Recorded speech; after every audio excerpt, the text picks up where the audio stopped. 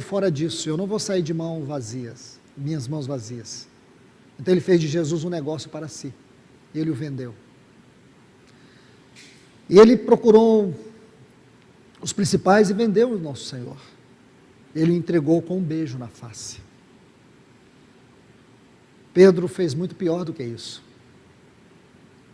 Pedro, diferentemente de Judas, ele disse para Jesus que ele nunca o negaria, que ele nunca o deixaria, que ele iria com ele até o fim. E ele não foi. Quando uma moça, uma menina, viu ele lá no cenáculo de Caifás, e começou a questionar que ele era um dos galileus que andava com Jesus, o texto grego de Lucas capítulo 22 diz que ele blasfemava, ele xingava, ele dizia que nem conhecia Jesus. Assim fez Pedro. Diferentemente de Judas, Pedro fugiu, Pedro debandou. Judas não, Judas, quando ele viu o que ele fez, um remorso, entrou no coração dele, ele achou que ele poderia dar fim à sua vida, ele achou que a sua vida estava nas suas próprias mãos, então o que ele fez? Ele se matou. Pedro não teve essa ousadia, se é que eu posso dizer isso. O que ele fez? Ele fugiu e disse: vou pescar. E o Senhor avisou para aquelas mulheres: diga aos meus discípulos que eu vou adiante deles e me encontrarei com eles na Galileia. E a Pedro.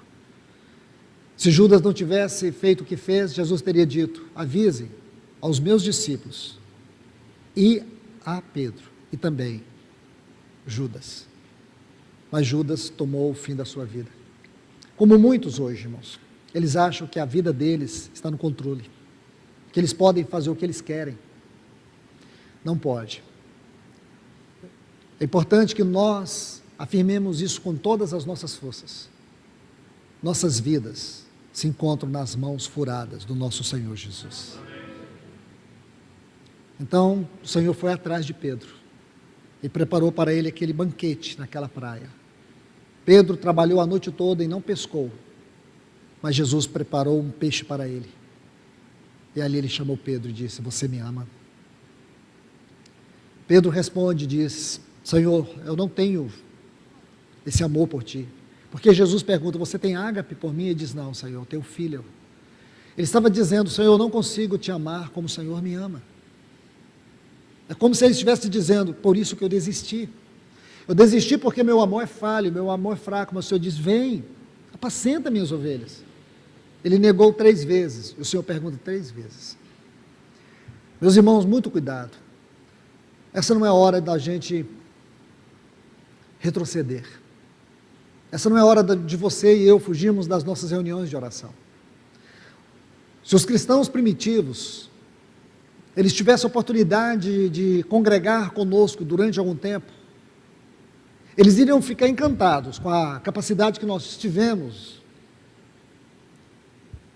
com tanta tecnologia.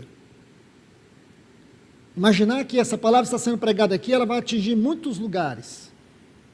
Isso para eles seria uma coisa fantástica, ver os instrumentos, ver tudo isso.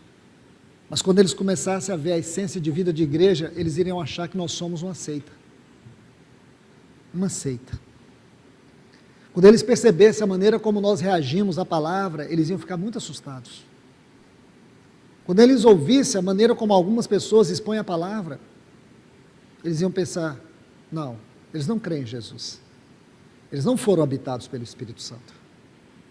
Então, meus irmãos e irmãs, eu quero dar aqui essa palavra para encorajar todos vocês a levantarem as suas cabeças.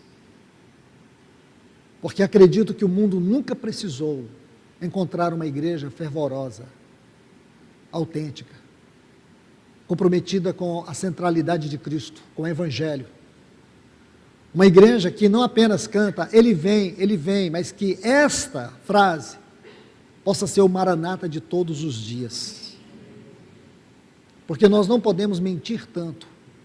Nós não podemos, irmãos, continuar mentindo. Nós cantamos uma coisa que não amamos.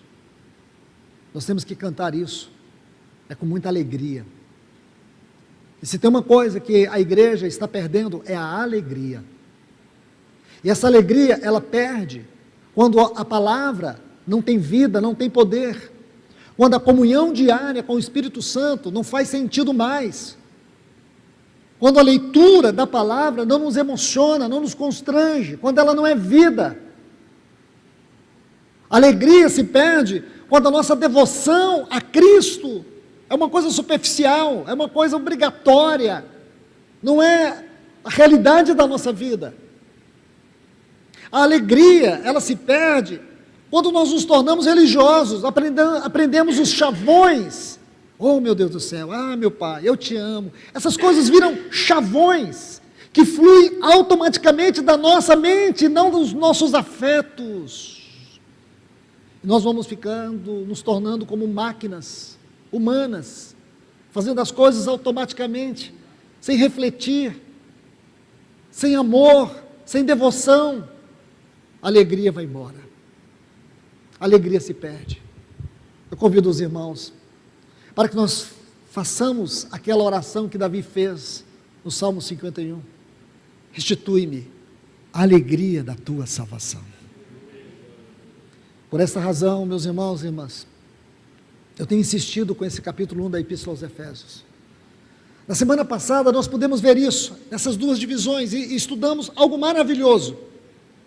Como nesse supremo e eterno propósito, nós podemos ver a relação que existe entre a criação e a redenção. Na queda, não apenas o homem que foi criado à imagem e à semelhança de Deus, foi profundamente afetado, como também toda a criação. Aí nós vimos que nesta tão grande salvação, como está aqui, em Efésios capítulo 1, nós vemos não apenas a grandeza da redenção, mas também a restauração da criação. Porque quando você abre o capítulo 21 do livro de Apocalipse, o que você encontra? Um novo céu e uma nova terra. Essa é a introdução. E ali você encontra uma noiva, uma cidade, um santuário. E tudo isso tem a ver com o que nós somos, com aquilo que o Espírito Santo está trabalhando para que nós seremos. E abrir os olhos dos irmãos, abrir o entendimento. É uma obra humana completamente impossível, a não ser que o Senhor nos dê pelo seu Espírito. Revelação. Essa palavra não pode ficar nos nossos ouvidos, ela tem que habitar o nosso coração. Isso tem que levar os irmãos a duas coisas: a voltar a ler Efésios em casa, durante a semana, e isso se tornar a sua oração. Isso é grave, porque quando nós nos reunimos na segunda-feira, os irmãos oram basicamente sobre tudo, mas menos sobre o que Deus falou. Se a reunião de oração não se tornar o falar de Deus, ela é uma coisa qualquer. Então isso é grave. Porque a luta, a grande batalha espiritual que se trava entre nós é entre a espiritualidade, a realidade espiritual, e uma realidade religiosa normal, onde os cristãos não têm consciência, onde nós nos perdemos. E esse é o chamado constante do Senhor: vocês são um povo celestial, vocês são um povo destinado a uma realidade eterna, a um reino eterno. Jesus virá para vocês, vocês vão habitar os céus eternamente.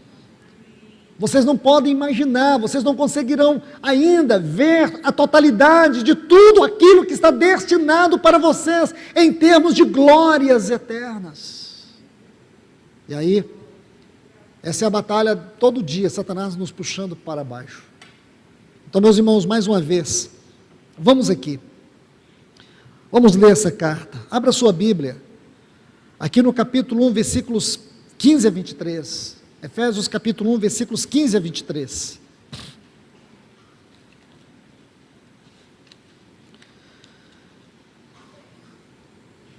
Lembre-se que ele inicia o versículo 4 do capítulo 1 dizendo: assim como nos escolheu nele antes da fundação do mundo. Então ele eleva a nossa criação, ele eleva essa criação de uma maneira que as palavras são inadequadas, para dizer que foi nele, em Cristo, que fomos escolhidos nos tempos eternos. que aquela criação de Gênesis 3 é apenas um processo